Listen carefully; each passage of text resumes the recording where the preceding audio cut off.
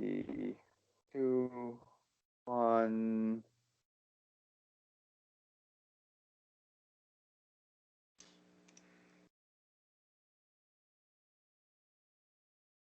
Okay, the Zero to Alpha podcast, episode number 35 with Latimore for the second time. How are you? I am fantastic. Absolutely nothing to complain about. It's a good day. Well, there could be a lot to complain about, but I choose not to. I choose to stay focused on positive things and then look for those wherever I can. That's an attitude that I love the most about you. We're gonna dive in that into this podcast as well. But first, there is something that interested me a lot.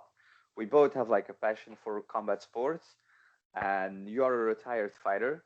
But during the last couple of months, you picked up boxing again, I assume, or you were still boxing, but No, I stayed in shape. You spend a large portion of your life learning something. It's kind of hard to just well, it's impossible to forget. Like I'll never forget how to fight. yeah. Um, and so I had an opportunity to be a sparring partner, so I took it and ran with it, and it was good. It was a good time. I was a sparring partner for Roy Jones and his fight against Mike Tyson, and so it was a legit good time.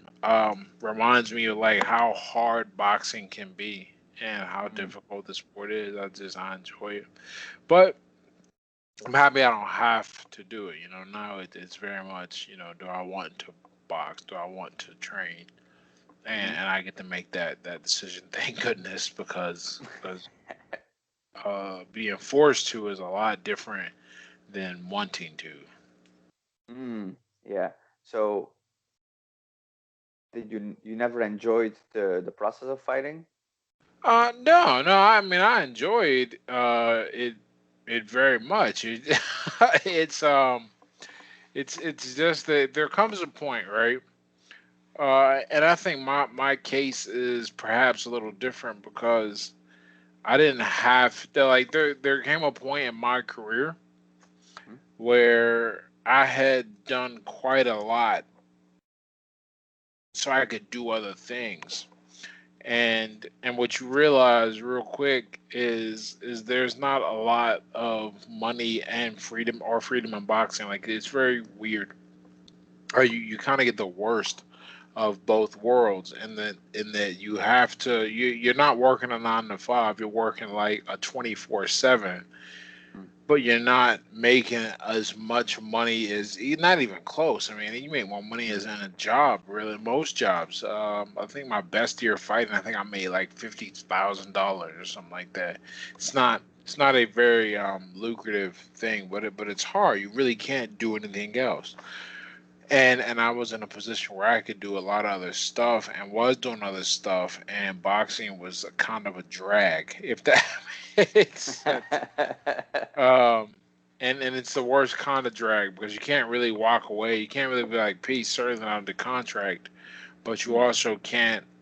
So you have to keep training, and that's what happened. Like now, if I fought again, I'd put so much into it, because I don't have to work. I don't. I'm not in school or anything like that. I'm just being me. Like for example, doing the sparring thing with Roy. Like one of the reasons I could do that is I don't have to worry about going to work. A lot of guys in my situation, they have to. They have to think about that. So you sparred with one of the greatest fighters of all time. How was the experience of being in camp with Roy Jones? He's a nice guy, really fast. I mean, like I think everyone knows he's fast, but I Yeah. don't. I think I think it's one of those things where it's one thing to observe it, and you Mm. also think that perhaps he's no longer that fast because he's a Mm. little older.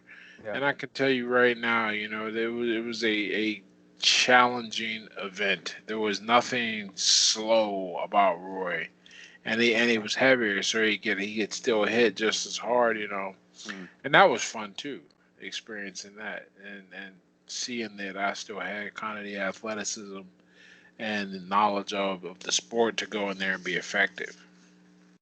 Okay. Did you at one point like kind of got the itch to fight maybe one more time, or is that like a closed book? Well, you know what's funny? So I had thought about this quite a lot, and my conclusion is that I'm never gonna fight heavyweight again. Realistically, I'm undersized, and these guys they're just so big now. I mean, they to the Mm, point they're actually thinking of. Apparently, there's a new weight class they made for guys who are 225 pounds, like mm-hmm, up to that, because it's just nuts how much bigger and stronger they are now, and it mm, wasn't always like this. Um, but if I got down to like 200, I'd fight Cruiser probably again. I'm actually like seriously thinking about it. If I have to get my weight going in the right direction, mm, because right now I'm I walk around between 225 and 230, and okay. I'm not in bad shape. I'm just not in fighter shape. I'm in like the amount of energy I go to the gym probably like 6 days a week, Mm-hmm, and my body's like, all right, dude, we're not really like fight training, but you're eating well and everything, so I'm not, but so I'm not like losing weight. I'm not gaining either. I'm just kind of here. But I'd have to really revamp a lot that I'm doing, and I'm not against it, but it would have to be a deliberate decision that I'm not like 100% on. But I'm thinking about it a lot. It would just be really cool and will work with a lot of the stuff that I'm doing in my writing mm, and what I plan to put my book out on in the next 2 years. I think probably a little longer it'll take for that book to get published, but we'll see. okay. So you have a new book coming up? What? It is very in its infancy, very much Okay. so. It is not. Yeah. It'll probably look completely different than even what I think it'll come out to Mm, be. okay. So. So you shared a clip where I'm gonna let you paraphrase it again because I can't remember it. But you basically remember you compared boxing to like small near-death experiences, and you said something along the lines like if you have been in the ring, life is easier outside, like nothing can affect you or something. Oh yeah. I always compare fighting kind of to this. It's like turning down the noise on the rest of the world. You get Mm-hmm. used to you get used to encountering things that like to me they terrify other people. But you Mm-hmm. learn to relax in the face of them. You just do that day in, day out, and so the rest of the world is not nearly as stressful to you Mm-hmm. as it is for the average person. Living becomes a lot easier because you've put yourself under so much stress to Mm-hmm. begin with. Yeah, yeah, I agree on that. I was just mm, maybe surprise is not the right word, but because you called it like small near-death experiences, found it like an interesting way of putting it. Oh yeah. The near death experiences. Yeah, I suppose. Yeah, I mean, right, because every time, I mean, I would call it near death in the sense that um, you come close to an experience that can destroy you. Mm, But you don't. I mean, ideally, you don't actually, come into, you don't turn into the, you don't have an experience that is like death. That is certainly terrifying. But it does take you very close to. It's certainly the closest that most people ever get. I'll say that. mm, In the sense of the danger they face. So in that sense, yeah. I mean, I guess the use of the word near death experience was perhaps incorrect in the sense of how we use it typically in the person's like unconscious and then they feel like mm, they've died. What I guess I meant is that it takes you close to the experience of being endangered to the point where death is a realistic occurrence, and that's something that not a lot of people um, will ever experience. mm. Yeah, that is true. Yeah. Would you would would you? would you say that everybody should at least try to have one fight in their life, like in a ring, of course, with the referee and Yeah, I think it will do some good. I think you learn what you are capable of doing and mm, experiencing, and it'll be good for muting your fear. mm, You know, so it's a useful kind of litmus test. It's well, not really a litmus test, a rite of passage. That's the word I wanted. It's a rite of passage, and we don't have those anymore, mm. unfortunately. But they would make a big. I think if we could get guys, to glove up and take a fight, I think that would be really really awesome. Again, I not think just guys, girls too, but an amateur fight. oh Um, oh mm. That's the one thing I never wanted to do. Like I've never had an amateur fight. I just came straight to Thailand because I didn't like the idea of fighting Muay Thai with shin guards and headgear. I was like, I'm gonna look like a transformer. I don't see the point. So I came to Thailand.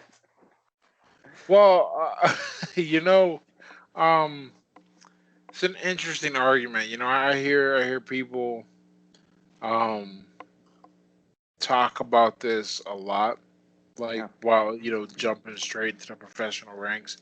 And what I'll say is, like, the cool thing about the professional ranks is, or rather, the cool thing about the amateurs is that they develop you. Mm, They teach you skills, and you get a chance to learn without suffering the damage that often comes with learning, and also the record. Man, I don't know um, how much the record means in Muay Thai, but in boxing, it's a pretty big deal. So you want to get a mm, lot of your learning done, where yeah. your record doesn't matter, and also where you can make mistakes and learn from 'em. Like if you jump right into the pros, for example, um, perhaps you decide you want to learn how to slip correctly, and when you slip correctly, that's where you have as little distance between your head and the shot. Well, you can get that feel, and if you make a mistake, it's not going to affect you too much. Learning as a pro, that's going to be very. If you make a mistake, Mm. you're gonna pay big time, and you got Yeah, to make yeah, mistakes that's to true. That's learn. true. Yeah, So yeah. that's why I never was well, like, I'll never encourage someone to jump straight to the pros. I mean, it's just not. You'll eventually you'll encounter somebody who put all that time in as an amateur, and from a marketing standpoint, once Yeah. again, I mean, Muay Thai might differ in that the way the money is in this sport might be different, but where you become a very easy target because you have this great record, Mm, and you can no longer get fights beneath you because mm, guys know that you're not a slouch, but you have to take a jump up. And these guys that, let's say you're 15-0, everyone yeah. else who's 15-0, they Mm, have an extensive amateur career. They actually have 200 fights because they had 185 amateur fights, and you only have 15. So now yeah. you're in this weird environment. That's the argument that I Mm, typically lean on. But some guys. I mean, I wouldn't say big success. I don't think there's been a champion who never had amateur experience in one way or another. I mean, people bring up Bernard Hopkins, but he fought in prison, I believe, which is mm, which is a very different animal. yeah. You know, but Yeah. No, the way people view a record here in Thailand is very different than in boxing. Like one time we had a guy and he came in and he was really good and I think he had 5 fights and his opponent had 100 fights and he was like that's not fair. He has 5 fights. I have 5 fights and he has 100. And the trainer goes like, yeah, but you have 5 fights. You're a beginner. He has 100 fights. He's a beginner too. And we look at him and he's like, yeah, if you don't have over 100 fights, you're a beginner. wow, there you Yeah, go. yeah. It's very That's different that's hella than boxing. interesting, man. Yeah, Yeah, we have a similar system, but nothing to that extent. That is incredible. yeah. But here, Muay Thai lives like I'm no superstar here. Like I've never fought in like the big stadiums, But once I got pulled over by the cops, and they always check for a driver license because they know they can make money off foreigners here. And Oh, no so he was, kidding. yeah. And so they were like, "Oh, what is your driver license?" I was like, "Okay, I'll take it out." And he looked at my shorts and he was like, "You do Muay Thai?" And I was like, "Yeah, I train at PK." And I was like, "Oh, Nakmui, Nakmui?" And I was like, "Yeah." And he's like, "Okay, go." So yeah, That's it's like it, awesome, man. Yeah, yeah, there you go. my 2 seconds of fame. And everything. But that's really that dude. Hey, you take advantage of it where you can. Oh yeah, for sure. Yeah, but it's just funny how different cultures work because I feel the average fan here in Thailand is more educated about the sport than the average boxing or MMA fan. Oh yeah, I can. You know what? I can believe that for 100%. And not even kind of close like that. It's cultural. That's a kind of built into the culture. It'd be very similar to so looking at the average American and going, how do you guys not know about soccer? Like, what are you Mm. like? What is wrong with you guys? Like, well, no, it's not really part of our culture. Now, you, I forgot, there was a major event in the media, I forgot which one, and around that time, you gave a huge discount on your Twitter course. I don't know if you remember which event. Oh, I do not know. I do not remember which event. I think that I was did it off the media. Because I don't tend to base myself off that. So that's interesting that I would have done that. because I remember sharing it, and I was like, well, everybody's. I think it was something in politics. Well, everybody's talking about politics, and Latimore is making money.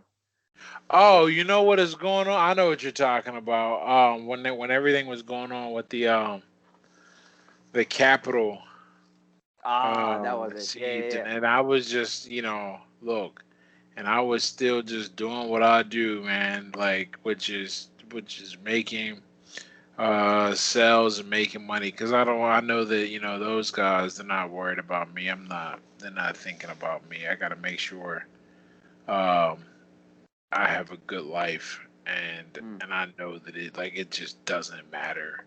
So I try not to worry about that stuff. I let everybody else, let them fight, let them argue, let them think that stuff matters because at the end of the day I have to do what's important for me. Yeah, I definitely agree on that. But how do you make sure that you can do this on a day-to-day basis? Because like in a world where everything is so connected, obviously the news comes fast, and like people maybe Twitter is maybe a better example. Like on Twitter, your feed is suddenly full of people who are talking about it. Like how do you block the noise on that?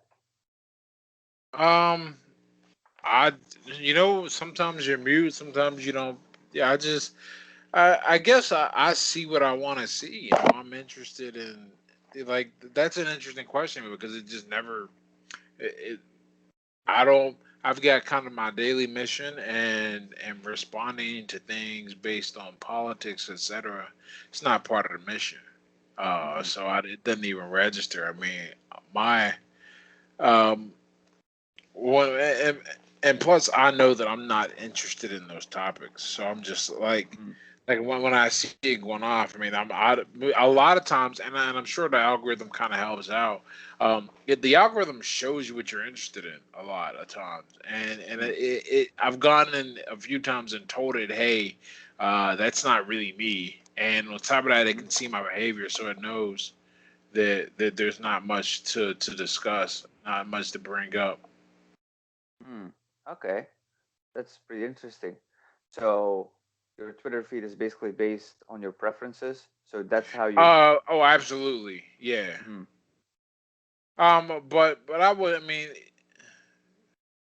based on my preferences, it looks at well, yeah, it looks at what I kind of do and don't mm-hmm. do, and then it figures it out. Plus, I reinforce that with my actions because I don't want to deal with that nonsense. you know, Yeah. it's like in other words, like I'm not pressing anything to make my life. Is it to I'm not interacting with things that would make the algorithm think that it should um show me these things. Mm, yeah. Well, that's fair because once you get into that loophole, there's like you waste hours and hours. Oh yeah, for sure. It Yeah. turns into and not only you waste hours and hours and you don't get anything from it. I want to No, make no, sure I yeah. get something out of my time here.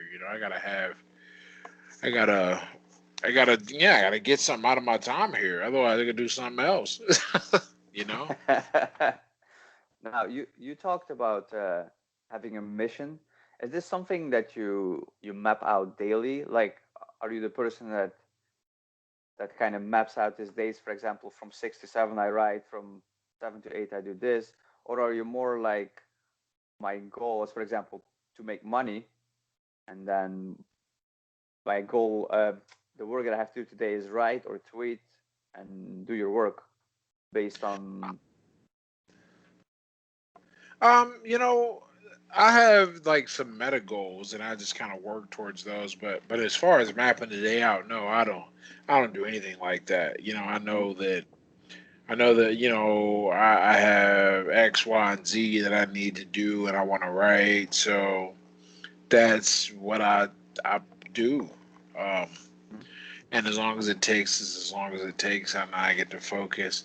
I feel like this probably goes against what like popular advice says you Yeah. should be doing, but it works for me because I know that I have to be consistent in my creation, but I also know I have to create.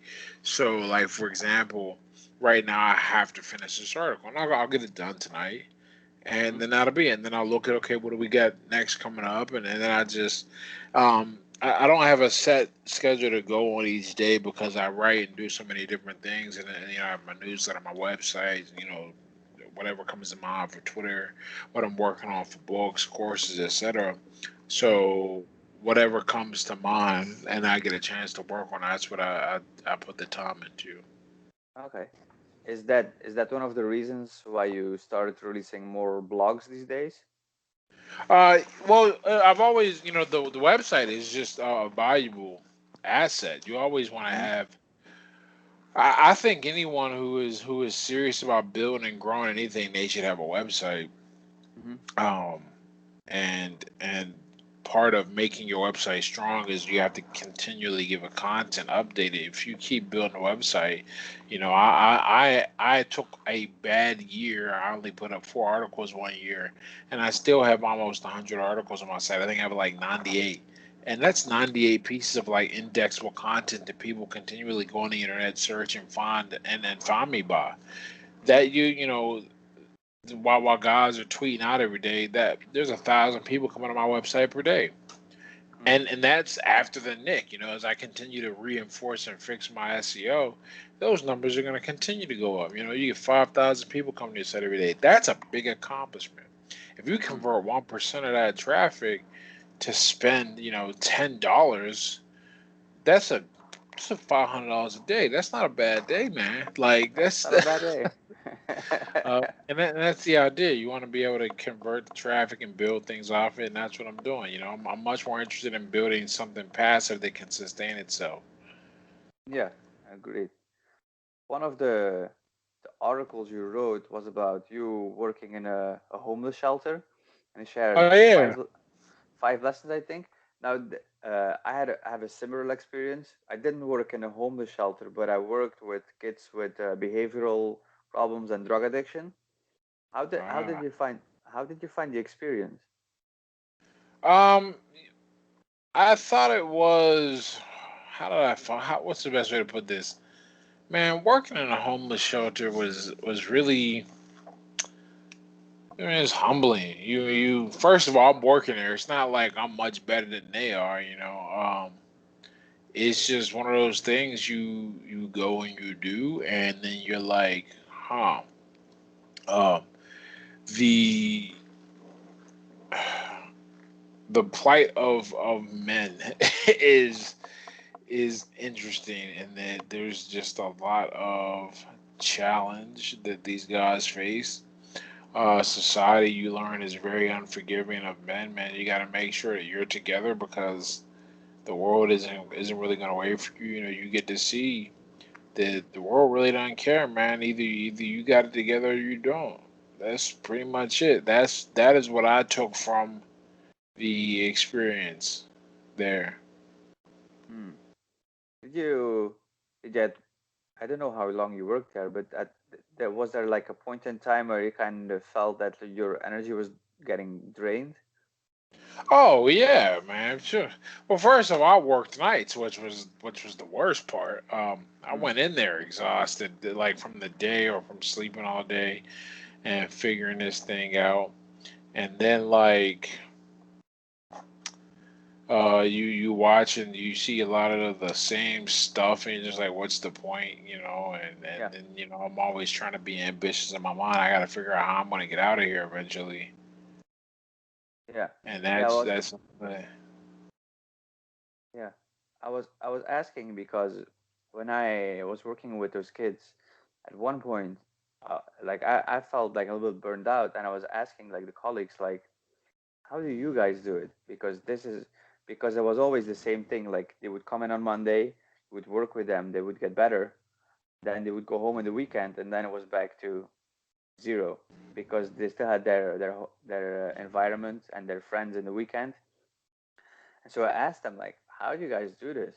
And they were like, oh, once in a while we have a burnout. It's normal here. And I was like, yeah, that's not normal. Yeah, because all you can do is try, but you got to Yeah. remember what you're up against. You're up against environments, and environments are just bigger and more encompassing than you are. It's Mm, not. I think the burnout is natural and expected. You can't beat the surrounding. It's not gonna yeah. happen. So the next best thing you can do is I mean you can just try, but nothing is gonna happen. I don't want to say nothing's gonna happen. That's not correct. Mm, Um, what will happen is like you will you'll realize that there's no real there's no real resolution when it's a person versus an environment. They go back to that environment. This is a big problem with schools and trying to mm, make any change. That you do all the work and what in the hours you have them, but that's the small part of their day. That's not the majority of their life, and the influences over the majority of their life. That's what tends to win out. mm. Um, how were you as a student? Now that you're mentioning schools, like how were you in like high school? Were you a good student? Ah man, in high school I was how was I mean I was all right. Oh, I didn't put a lot of effort in, that's for sure. Not nearly as much as I had to put into when I got to um when I became a college student the second time, the right time. I mean, remember I tried to go to college the first time and I wasn't prepared at all, man. I messed up, failed out. It was bad. Um, because I wasn't really a good student in high school. I was just probably a little smarter than most people, but Mm-hmm. I wouldn't say I was a great student. I became a good student way later in life when I, after boxing and you got to study, and then going back to school for physics, I learned to study. That I learned to be a good student later. Interestingly Mm. enough, not in school. How you mean not in school? Boxing, dude. You learn how to study in boxing.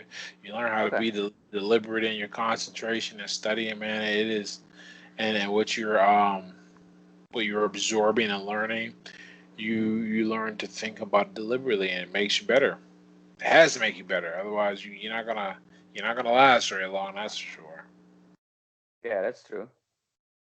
Well, so I dropped out of college to pursue fighting, but there's like so far. I'm saying so far because you never know. So I was like, I'm not thinking about going to school ever because I'm not a big fan of the school system. And I'm teaching right now. Yeah, right. If you don't if you don't have a purpose for being there, Yeah. there's something you want to do. Hmm. Yeah, there's no point. I think, and for most people, it's not. School is interesting, and that you can do a lot, but it's just not. Um, if you, it's a big investment without knowing what you'll get off of it, and you don't um, need it Mm. to have a good life. They've really sold us on an interesting idea that you need college to have a fulfilling life, but that's just not true. If that makes sense, Hmm. there's a lot of ways to make money and contribute, and you don't need college to be part of it. You don't need college to get a lot of the jobs today that are high level. It's a good sorting system for you to see what a lot of us learn on the job. So you went to college twice. How old were you when you went to college the second time? I went in. I enlisted. Well, enlisted. Wow. I enrolled. 28. I think that sounds right. 28. Yeah, that was 28. I know Okay. because yeah, 28. And I graduated when I was 33. It took 5 years, but a semester off in between, Hmm. and eventually all was well. It was a very good time. Were you combining working and studying, or were you solely focused on studying?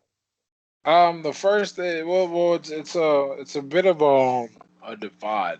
I I was fighting in the military like for the first half ish, and then the second time I was tutoring kids, but I never, I didn't work in this sense of like have a job.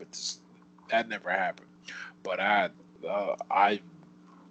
tutored students the second half, and the first half I was also boxing and in the military. I never had it like there was not a single semester where I was just in school. That never Okay. happened. I'm curious to know what would have happened if that happened, but it just wasn't in the cards. Just like there was well, that's not true. As a professional, there were times where I got a chance to just be a professional, but not very often. How did you find the experience going back to college, like when you're like around 28? Because you're more mature, so I assume the experience is very different than the first time. Well, the second time I have a purpose, like I know why I'm there. You know, Hmm. the first time I didn't, and that makes a big difference when you know why you're there, and you know kind of how to behave and what to do. You know what you're trying to accomplish, Hmm. and I didn't have that the first time. The second time it was super easy. Well, no, not super easy, but in terms of staying focused, that was easy. Like my mind was exactly where it needed to be. There was nothing at all to distract me. At what point did you make the conclusion that you wanted to work for yourself? Um, probably sometime during school. Like I remember I was when I started making money online, and I was like, oh, this could be a thing. This could be Hmm. something that could help me grow that I can do. Like I can do it Hmm. because I was making a little bit, but not trying that hard. And I said, let me see what happens when I really put my foot to the metal and foot to the pedal. And then we really blew up when I started being intentional about it. Okay. 2018, 2019, 2020, they've all been great years, and each year better than the previous year. Okay. So I think that's that tells me I'm doing something correct. But you're learning. You're bumping into a wall. You're learning. But I got the idea that I had a chance at doing something with this Hmm. when I was in what year was that? It was probably like 2017 ish. Yeah. That seems about Okay. right. 2017, yeah. Okay. Did you figure most of this stuff out by like trial and error, or did Oh, you for at one? sure. It's Okay. all trial. Anyone who comes into this space of self-employment, it is very much a trial and error game.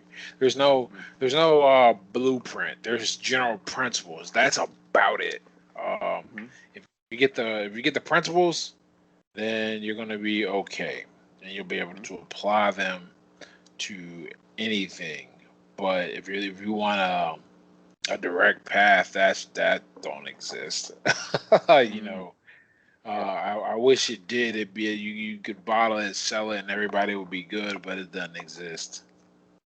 So there is no point in time where you invested in a mentor to like guide you a little bit.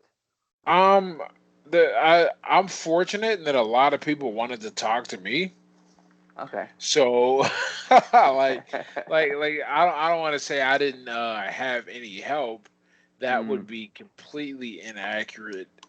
But to say I actively invested, no, that never happened. Mm. Because I didn't have to. You know, you can just ask a question and people would give you. Plus, if you sit around and look and you're observing, you see, you get a lot of help. There's a lot of people dropping a lot of valuable information. Hmm. Um, and you can do quite a bit with that Mm. if you want to. Not Yeah, of everyone. course. Yeah, not everyone is out there. Is trying to do it. But Mm. the people who are, there's a big. If you put your mind to it, they're gonna you can just absorb. There's a lot of free stuff out there too. You just look something up. Someone's written about it for traffic or whatever. You can Hmm. buy, courses if you really need to learn something. But once you really, well, but what I mean by the principles, if you get the principles down, which is Hmm. you need to give some value and make sure as many people know about that value as possible and build up trust in the meantime. It's easy. You know, and on top of that, you can dissect where you're weak at. Like if someone comes to me and go, I'm not making sales, it is said, yeah, I can look and go, well, here's why.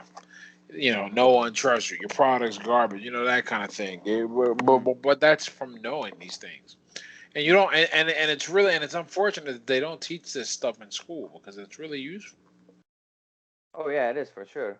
But if everybody would know how to make money online, then nobody would work a 9 to 5 anymore, I assume. That's true. That's That's true. true. And that brings me to another, idea, another point is that okay, so like entrepreneurship is not for everyone. Hmm. It's just not. Some people don't have the talent.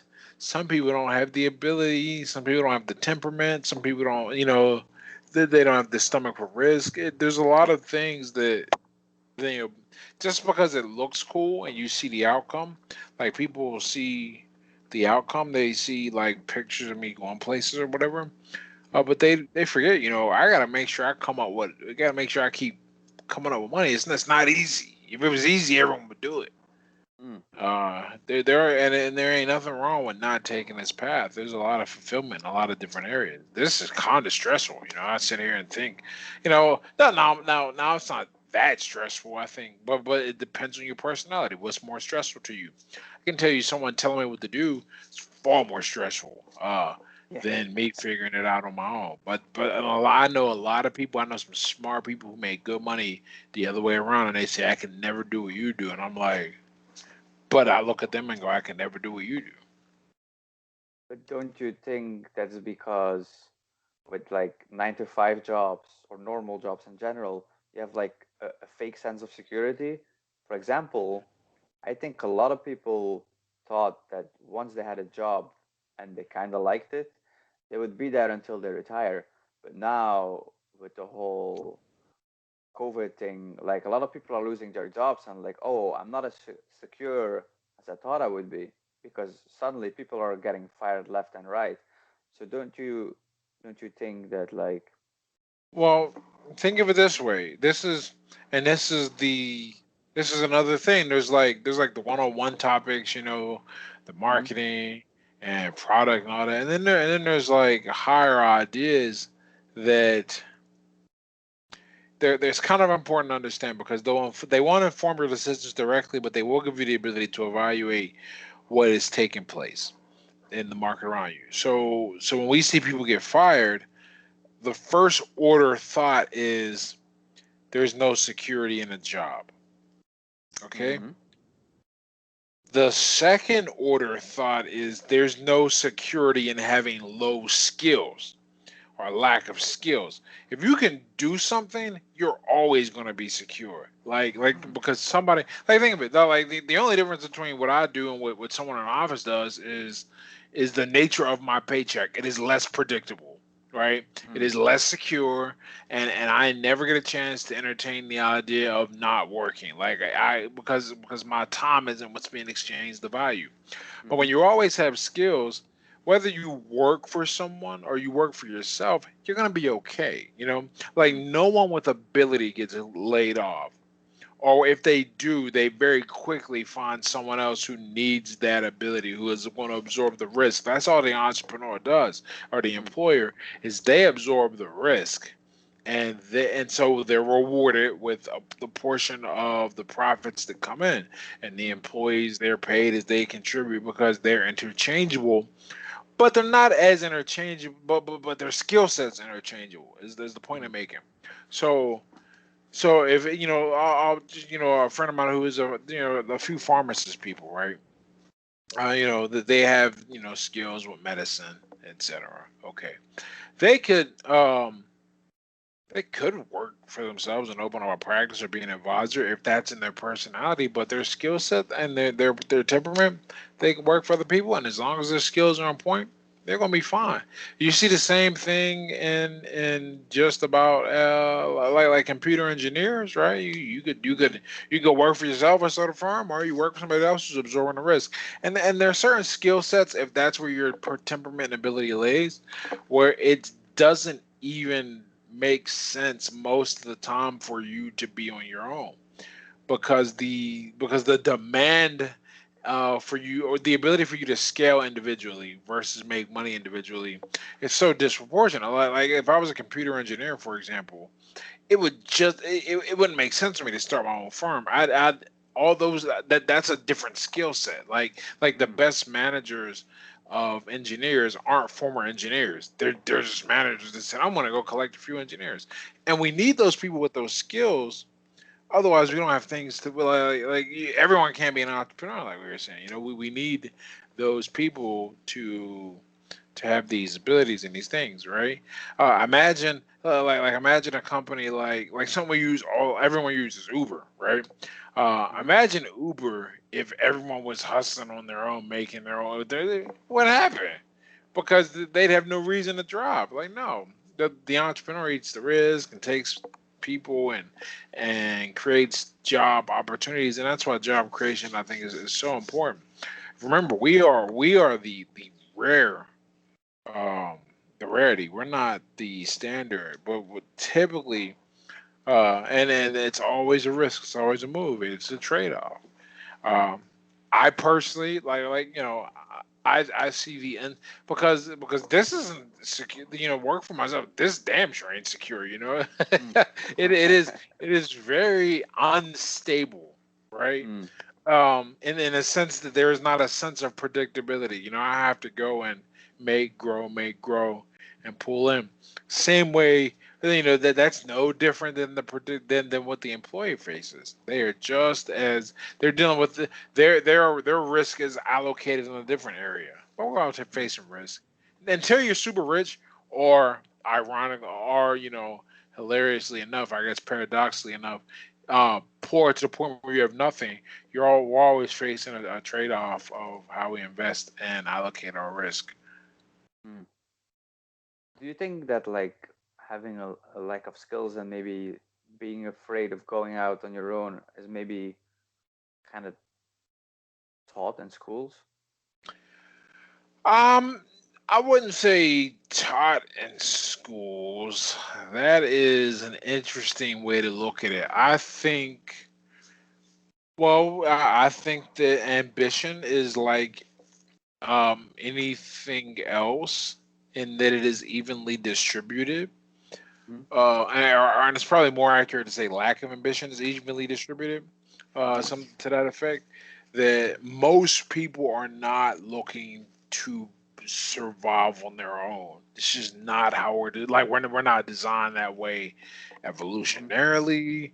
It's not really the safest and best choice for your survival, right? Evolutionarily to branch Hmm. out. What makes the most sense, what we're programmed to seek, is the highest reward with the lowest risk. That's how humans are. That's how all organisms are really designed to be efficient, and you see that in all the choices that we make.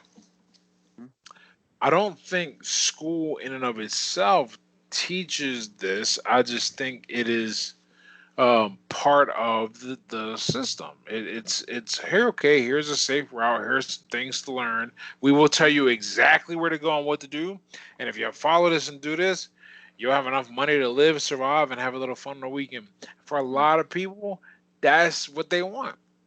Hmm. Or rather, no, I think that is what they want. I mean, I think they see an outrage they an outrageous lifestyle or something like that, and they go, okay, maybe that looks fun, but they're not internally. They don't. Their hearts don't beat entrepreneur blood. Their hearts don't beat Hmm. freedom blood. Their heart beats um security blood. Most people just want to be secure. Like this is the thing I realized. Most people don't even want to be. I don't even think most entrepreneurs want to be rich. I think most entrepreneurs just want to have freedom of time and enough money to not worry, right? Hmm. Um, and it just so happens that when the way money tends to the way money works, you can't accumulate more if you're paid a fixed amount on time. Hmm. So the employee never gets that opportunity. The entrepreneur, if they want it, they have their life structured in a way that they're able to raise the value and reach, which are the two things you need. You got to increase your value and increase your reach, and by structure of being an employee, because you're not absorbing any risk, because that's the risk we take, right? Is that no one could care, right? You could launch a product and it could fall flat on its face. That's the risk you take. You invested all that time, energy, didn't get a job, so there's the opportunity cost, and you got nothing from it. People fell Hmm. on its face, right? A lot of people ain't don't want to take that. And do Hmm. I think school plays a role in that? Nah, I think it just offers people the well trusted path. And most people are very risk averse. They do not like to people don't like taking risks. They want to do what's certain, you know. Hmm. That's why college is so popular, despite its debt, because it gives people a path of certainty, or at least the illusion of that certainty. Yeah, I was asking because so the reason why I could stay in Thailand was because I got a job as a teacher, and so after like a month or two, and I was like, school is horrible. Like I like teaching and I like the kids, but like the idea of school is so weird to me. Like for example, like I encourage the kids to, like, if I make a mistake, just tell me. But if they do that with Thai teachers, they get slapped. Like they cannot question authority. Really? Yeah, this, well, it's not legal, but I was at a Christian school first. There they would like take a ruler and slap the kids on the hands. Yeah, that No was, kidding. yeah, that's pretty bad. But like I have the feeling that like if as a teacher you come in the classroom and like it's kind of military in Thailand, but so they have to stand up, they have to greet you, but they're always waiting for you. And I have the feeling that like indirectly you teach these kids to be dependent on somebody above them. That's how I feel being in a school. And that makes a lot of sense because what society is structured to not maximize growth but minimize failure. Mm, And once you look at it that way, that it's not designed to prop up the best individual, but it's designed to kind of keep the lowest individuals from falling out, mm, then everything done in that system makes a lot of sense. Because you don't want the last thing you want is if you're trying to put everyone where they should be and prop up society, um, that requires a certain level of sorting. You have to put them certain places. Mm-hmm. And the best way to do that is kind of standardize what they know, what they do, their attitudes, their thoughts, etc. This is the I think the Bismarckian model of education that like most of Western education is based on. That everyone learns these skills, and then that's going to make them contributors to society. Mm. And within that, you got to make sure they behave this way. In fact, I don't know if they still do it, but I remember when I was in school, you were graded on your citizenship as well, like how you behaved, Mm-hmm. not just your grades, because you want everyone to be well behaved and follow the rules. Because at the end of the day, that's kind of what makes society works. I never forget. One thing I never forget is that in order for me to be an entrepreneur, most people shouldn't be one or can't be one, because I need a stable society to support what I do. But if Mm. everyone did like we were saying, then there's instability, and Mm-hmm. instability is no good for anybody. Yeah, yeah. Even the people who don't work, we don't want instability. We like, for example, I don't want the hotel workers I just went to go start working for themselves, because Mm. then who the hell is gonna work at the hotel? What if my pilot decides he wants to start a side hustle and all the, then who's gonna fly the plane? You Yeah, know, the yeah. driver from the hotel to from the airport to the hotel. Okay, if my Uber driver decides he wants to, no, it can't. We need a stable, a small percentage. Now, um, rest assured, I don't think they'll ever like tip a critical mass, because it's just a different set of personality traits, and I think it's in you. Like, I really believe. Now I think it's in you to varying degrees. I don't think it's binary. I don't think either you got it or you don't. I think you lean towards risk or you lean towards security. Mm-hmm. And I don't like using the word freedom, because freedom can be taken in a number of ways. And I know a lot of people who, in the name of freedom, have sold themselves short, because to them freedom is not having to work hard. It's Mm. being able to get away with the bare minimum and still get everything. So I say risk. So you either steer towards risk or you steer towards security or guarantee is a better way to put it. And that's in each of us. And depending, but I do believe past a certain point, you kind of don't fit in with everyone else. But if it's we're gonna go with the even distribution model, probably three standard deviations. Like people like me, they're probably, yeah, man, they're a little more reckless. They're a little more they're more willing to take risks. You have to be, because there's no safe way to this. Like I know Mm-hmm. tons of people who want to wait until they save up or wait till conditions are right. Yeah, it doesn't Mm-hmm. work that way. You Yeah. jump in, you figure this shit out. You mean you maybe save up 6 months of savings because you're gonna need it, but in the meantime, you're working 18-hour, 19-hour days because you can't wait to get free from that security. You're willing to hustle and take that risk. That's what it is. Mm. It's not freedom that you're chasing, it's risk that you're able to embrace. And I think most people aren't able to do that. And that's good, because if humans were a bunch of risk takers as a whole, and shied away from what was safe, we probably wouldn't have as many humans. Okay, that's true too. But coming back to the initial point, also just by observing and also from my own life experience, like for example, when I was young, well, it's still like that, but I'm out of the house right now. But my mother is very dominant, and my father was very absent, and so my mother is kind of like, I would say, overprotective. So I always kind of was like afraid to go out in the world because you always have like the protection over you. And then in school, I was bad in school because I just didn't care. So every time I would fail, I would get punished in school because you failed, so you're dumb, or like your grades aren't high enough, so you're dumb. And then you come home and you get the double punishment. So you're kind of, Yeah.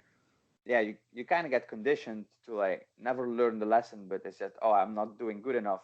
I'm bad at this, instead of I'm not doing good enough. I should. either try harder or realize it's not for me.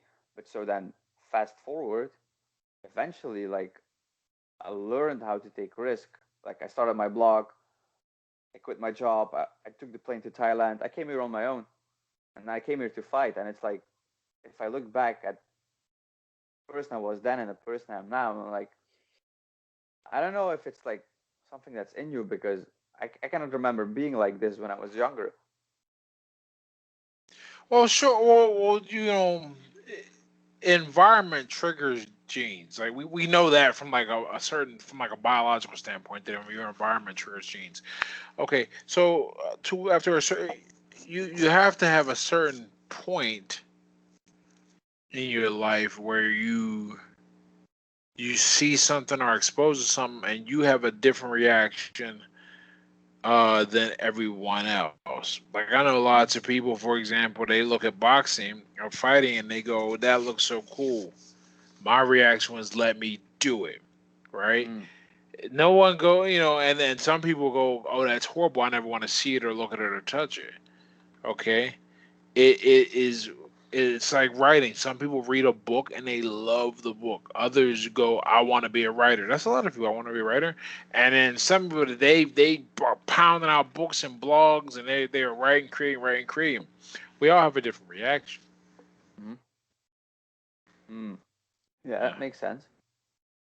Now, talking about environment, something that's very present these days is like media, social media, and you recently tweeted something about like I think you mentioned the news in particular that it's basically to brainwash you. I I think you Yes. talked about the news. Yes. So Probably. Yeah. yeah. So I agreed with the statement. So but I was wondering, do you ever like follow the media in some way to like kind of make a sense of what's happening or like so that you can predict what your next move should be. For example, me staying in Thailand was based on the media in Belgium. I was like, there's no way they're gonna lift this lockdown. They're gonna be locked down forever. And I said it to family and friends, and I was like, I'm staying here. I'm gonna figure it out, and that's what I did, and I'm happy. But they're still locked down. Yeah. That is. Um. I mean, not really. Like because my mentality is if I'm gonna do something, I'll figure out a way to do it Mm-hmm. right. As long as it's not breaking a law or whatever. But for the most part, Mm. I don't really concern myself with a thing that is not going to affect me. So that I mean that's now if I was going away and I had to look at the news, yeah, then I look at it. But just as a passerby, no, not a chance. But I think you're probably similar. Like it's not that you were just watching the news and willy nilly discovered that piece of information. No, you had a very specific purpose. You were like, okay, I'm trying to go home and let me compare conditions, and so you do Mm. that. Yeah. But like, no, I mean, well, if I need to look at the news and see things, sure. But I don't. I just can't follow. Me, I think being well informed is one of the worst excuses um for stressing yourself out because this stuff. I mean, it's not even designed to inform you anymore. It's designed Oh to yeah, make yeah. you pages and click links. Oh yeah, it's horrible. Like right now, people are afraid to breathe. Yeah, Like it's yeah, that's where we are. yeah. Or like this is the most heartbreaking for me. This is heartbreaking. Like there's a in Thailand they have these 7-Elevens and they have like these alcohol gels everywhere. And so there was like a little Thai girl, and she would go to all those hand gels, and she would always like put her hands on there, and she was like, there wasn't even gel on her hands. She was like washing her hands. I was like, oh god, what the hell did we do? Yeah, it's that's a that's the world we're in. Yeah. So All right, we kind of topped an hour. First of all, thank you for being on again. Where can people find you? I'm Ed Latimore everywhere. Ed Latimore on Twitter, Instagram, my website is at Latimore.com. My Facebook is at Latimore Boxer. So yeah, anyone you can just type at Latimore, you'll find me. What's the easiest way to get in contact with you? Same way. My email is ed at edlatimore.com. That's one of the best places to find me, and you can send me a message on via my website as well. There's a newsletter link right there that you can just shoot me one over. Yeah, I'm pretty accessible. And I like it that way. I really appreciate getting into conversations with people that feel like I've contributed to their life. Oh yeah, for sure. Yeah, your book, Not Caring What Other People Think is a Superpower, is a title, I think. That was an amazing book.